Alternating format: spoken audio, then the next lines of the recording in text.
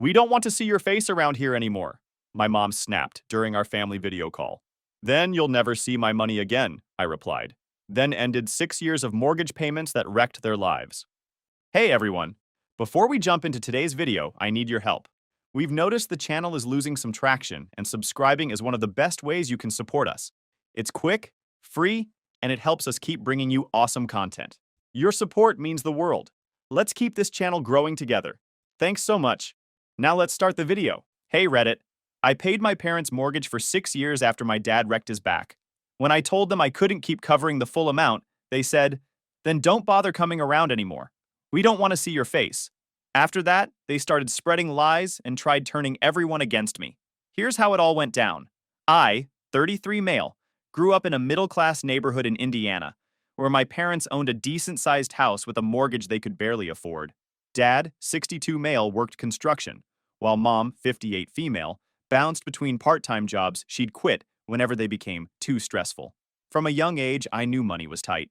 They never missed a chance to remind me how expensive I was to raise. My childhood was basically a masterclass in guilt. Every Target run for school supplies became a financial crisis. God forbid I needed new shoes because I outgrew the old ones.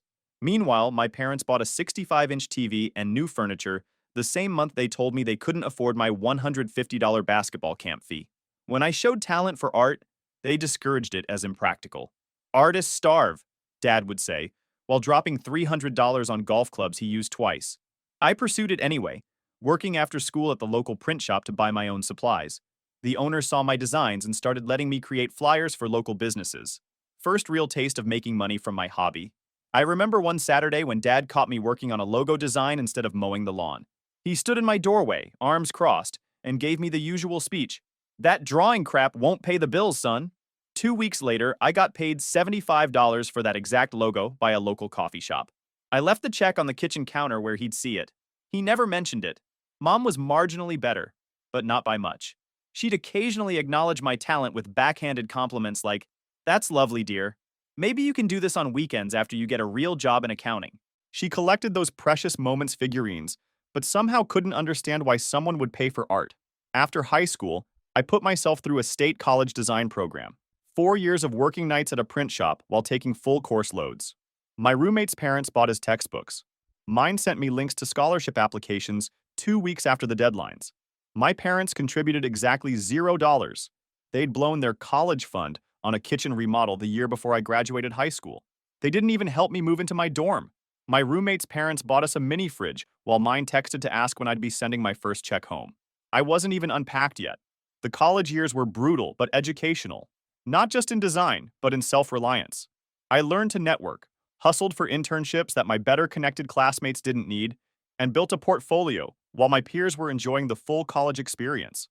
While they went to football games, I was designing menus for local restaurants at $15 an hour.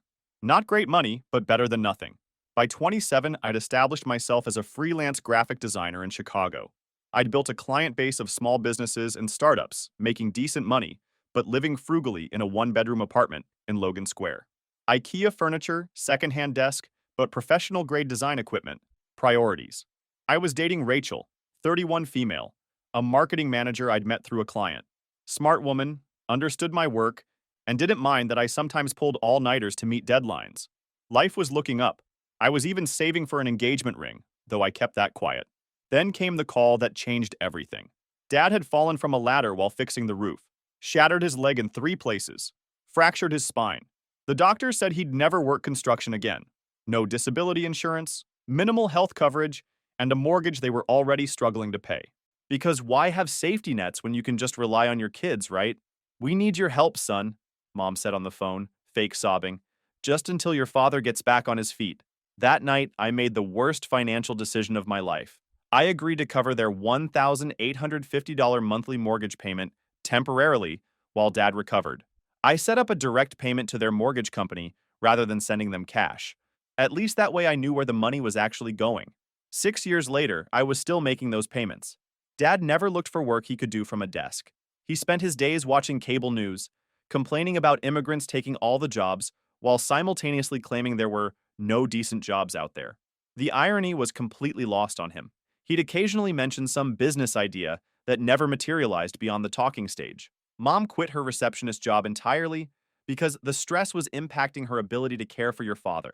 This care mostly involved bringing him snacks while he watched TV and driving him to physical therapy appointments twice a month.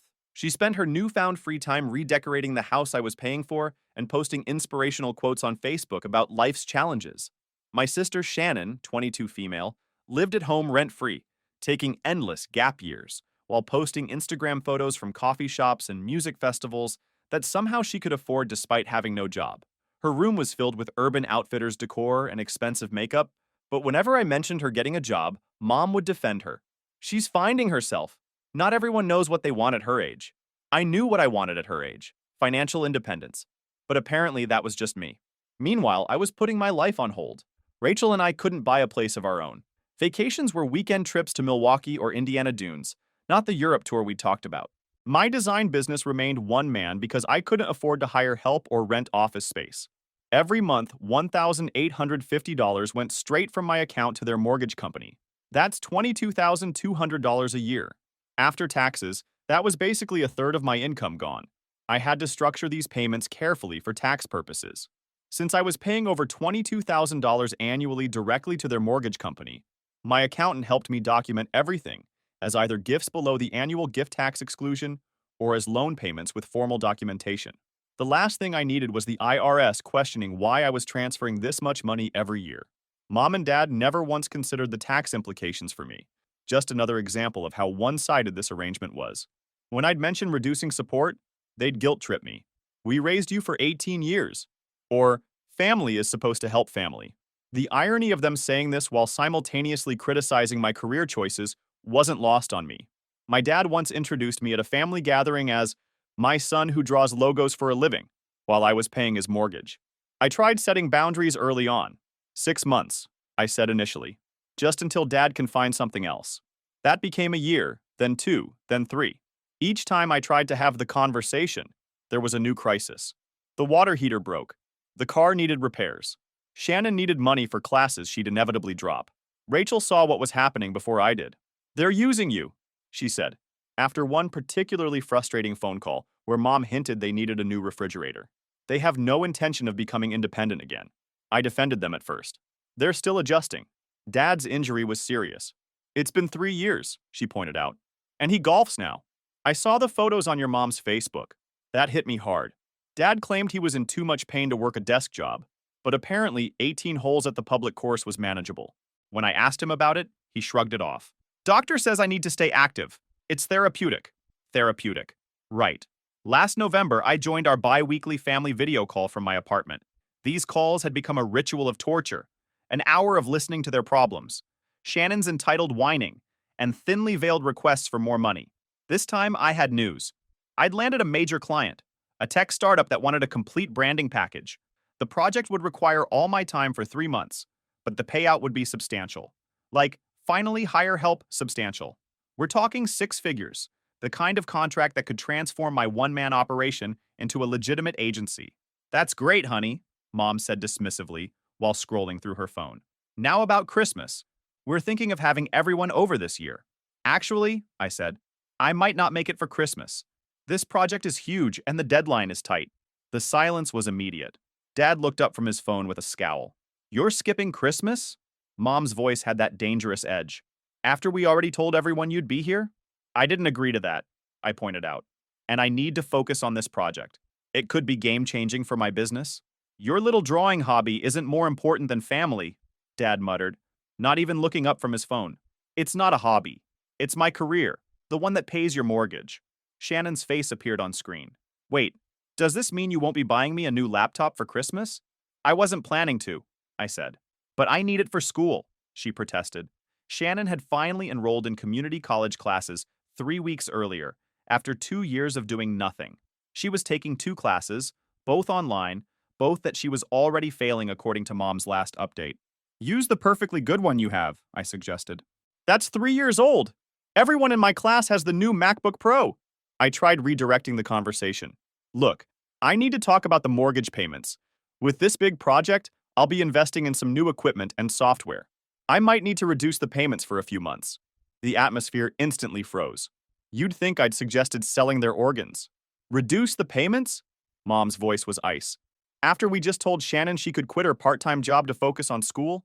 That was your decision, not mine, I said, feeling my patience wearing thin. I've been paying your mortgage for 6 years. This wasn't supposed to be permanent. We gave you life, Dad jumped in. We put a roof over your head for 18 years. That's what parents are supposed to do, I replied. I've been putting a roof over your heads for 6 years as an adult. That's when Mom snapped, we don't want to see your face anymore. If you can't be bothered to support your family, then don't bother coming for Christmas or any other family gathering. Then she disconnected the call. I sat there in shock, staring at my laptop screen. 6 years of sending them $1,850 every month without fail. And this was what I got for suggesting a temporary adjustment? Not even stopping payments, just reducing them for a few months while I invested in my business. I texted Mom immediately. Blocked. Called Dad. Straight to voicemail. Shannon posted on Instagram 10 minutes later. Some people show their true colors when money's involved. Blood doesn't always mean family. Tagged with hashtag toxic and hashtag narcissist. Rich coming from someone who'd never paid for anything in her life. I didn't yell. Didn't break anything. Just felt a weird, cold clarity settle over me. The fog of guilt lifted, and for the first time in years, I saw the situation clearly. I typed one final message to the family group chat. Then you'll never see my money again. Effective immediately. Then I went into my banking app and canceled the automatic mortgage payment scheduled for the following week. 6 years of financial servitude ended with a few taps on my phone. Rachel brought me a soda and we ordered a pizza to celebrate. It felt like dropping a 200-pound backpack I'd been carrying for years. That night, I slept better than I had in months. When my alarm went off the next morning, I actually felt energized. I walked to my home office, sat at my desk, and looked at my financial spreadsheets. Without the $1,850 mortgage payment, I could actually afford to hire a junior designer and maybe even rent a small studio space. Rachel called around noon to check in. How are you feeling? She asked cautiously. Liberated, I replied. And I meant it. 3 days passed with no contact. On the fourth day, the calls started from numbers I didn't recognize. Neighbors, church friends, distant relatives whose phones they were borrowing since I'd blocked theirs. The mortgage payment didn't go through, Dad's voice message said. Fix it immediately. We'll discuss your attitude when you come to your senses. No apology, no acknowledgement, just the expectation that the money would keep flowing. Like I was some kind of wallet with an attitude. Then came Shannon. Dad's freaking out about the mortgage. Fix whatever temper tantrum you're having before you ruin everything. Also, I still need that laptop before classes get serious. I deleted the message without responding. Temper tantrum? I'd supported them for 6 years without complaint. About a week after I cut them off, my phone lit up with a text from my cousin Tyler. We weren't particularly close, but we'd always been decent to each other at family gatherings. Hey man, what's going on with Uncle Rob and Aunt Karen? They're telling everyone you abandoned them after some argument. I called Tyler instead of texting back. Better to handle this directly. He picked up on the second ring, and I could hear the awkwardness in his voice immediately. They're spinning some stories about me, aren't they? I asked without a preamble. Tyler sighed. Yeah, man. They've got this whole narrative going. Something about how they supported your art career, and now that you're making money, you've turned your back on them. Aunt Sophie's been asking everyone if they've heard from you. That hit harder than I expected. 6 years of financial support erased with a convenient lie.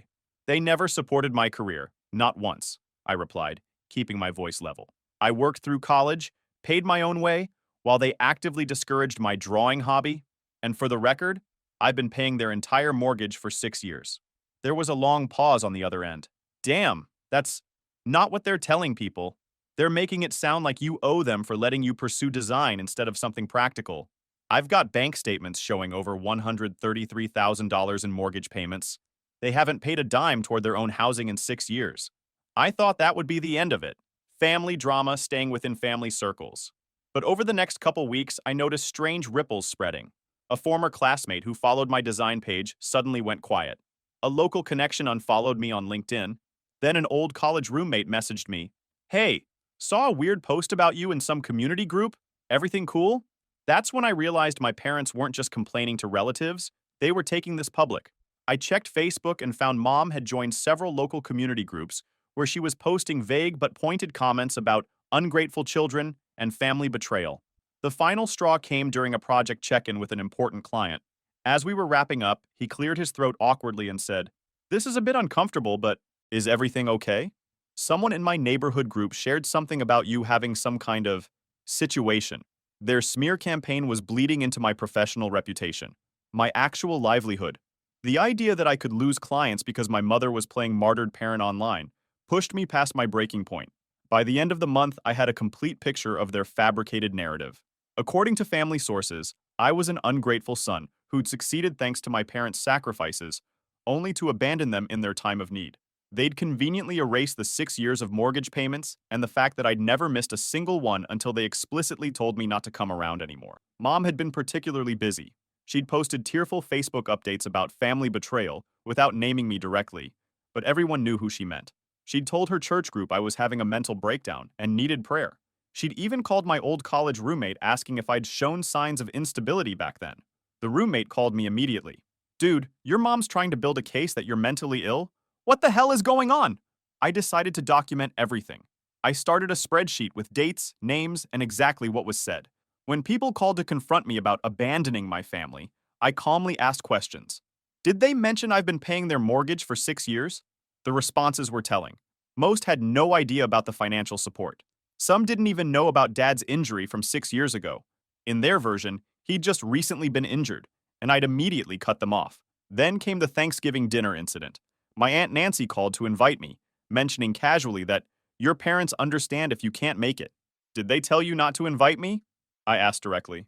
Her hesitation told me everything. They suggested you might be uncomfortable around family right now. Later that day, Shannon texted me a photo of the entire family gathered around Thanksgiving dinner. Look what you're missing by being a selfish asshole, she wrote.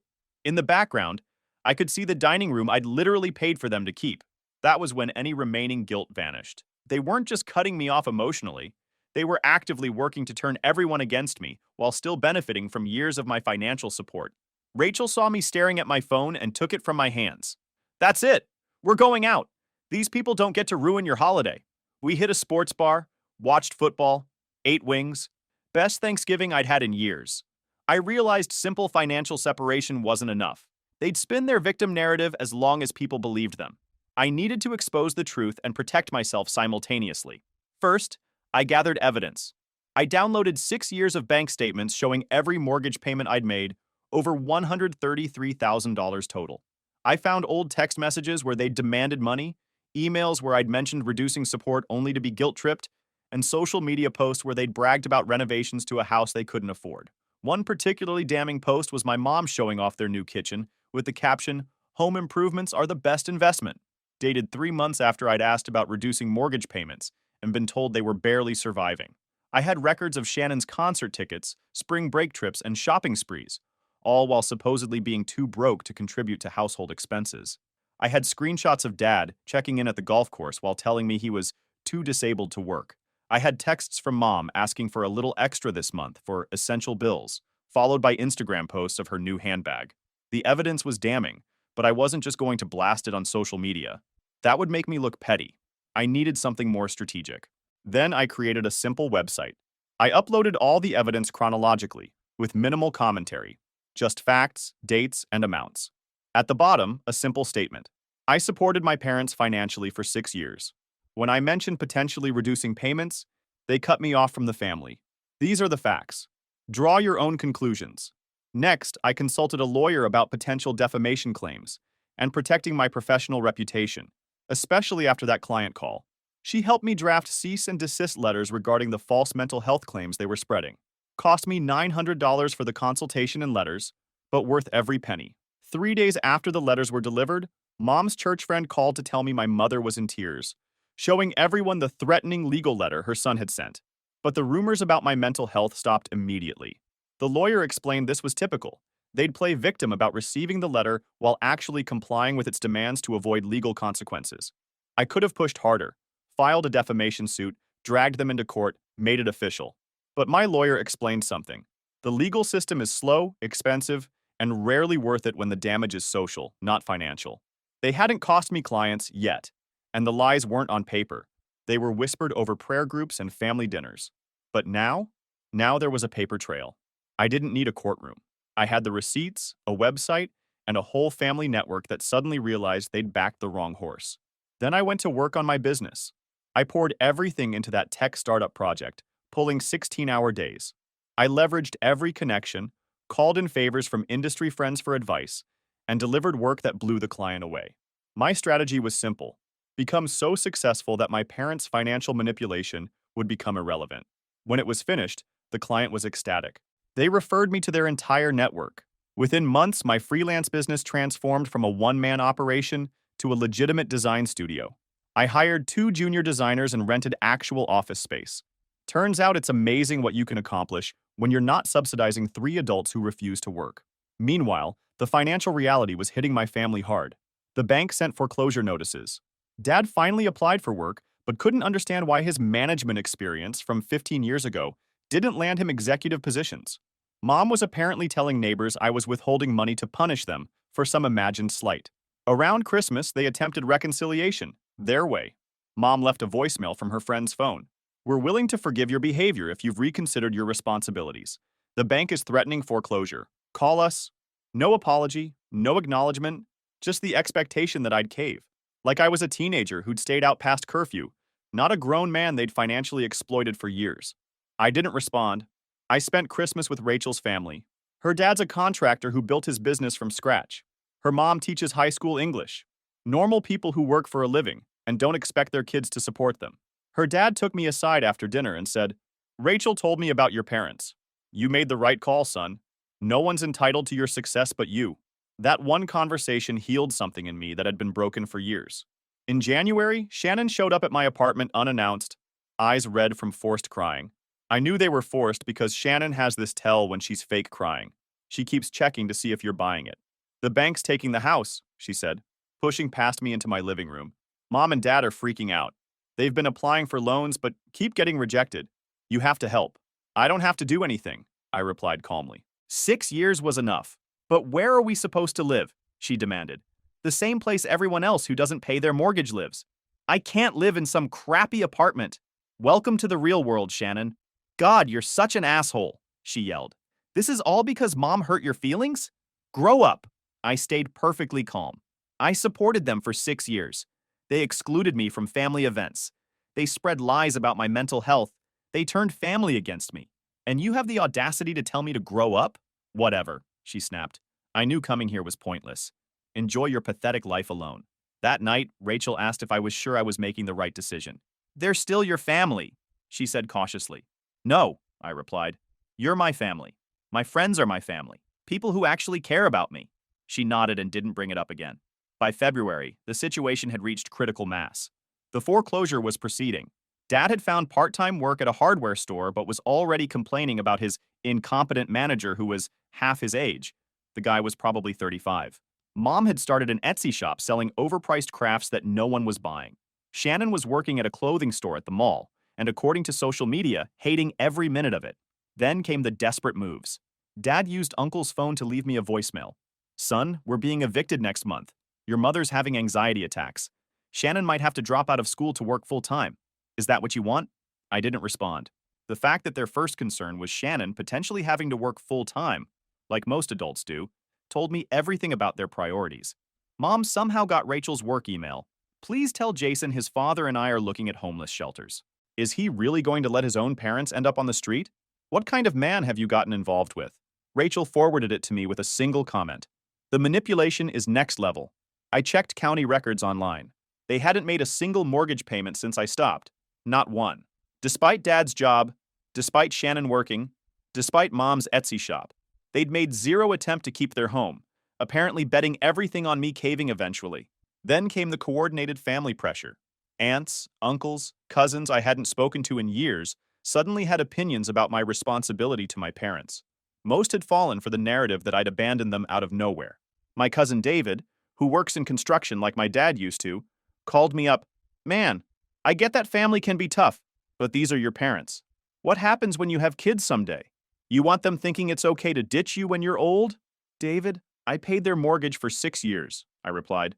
"Would you do that?" "Well, no, but then we have nothing more to discuss." Then my mom's brother, Uncle Steve, called me at work. "Your mother's in the hospital," he said gravely. "Anxiety attack so severe she collapsed. The doctor says it's stress-related. They might lose everything, and now her health is failing. You need to make this right." I felt a moment of genuine concern before my instincts kicked in. Which hospital? I asked. I called the hospital. 5 minutes later, I'd confirmed no patient by my mother's name had been admitted in the past week. The manipulation had reached new levels. They were now faking medical emergencies. That night, I launched the website. I didn't announce it. Didn't need to. I simply sent the link to Uncle Steve with the message. Before you call me with more lies, check this out. The website was clean, minimal, and devastating in its simplicity. Just a timeline with evidence. Bank statements showing years of payments. Text messages showing their demands and my acquiescence. Social media posts showing their lies.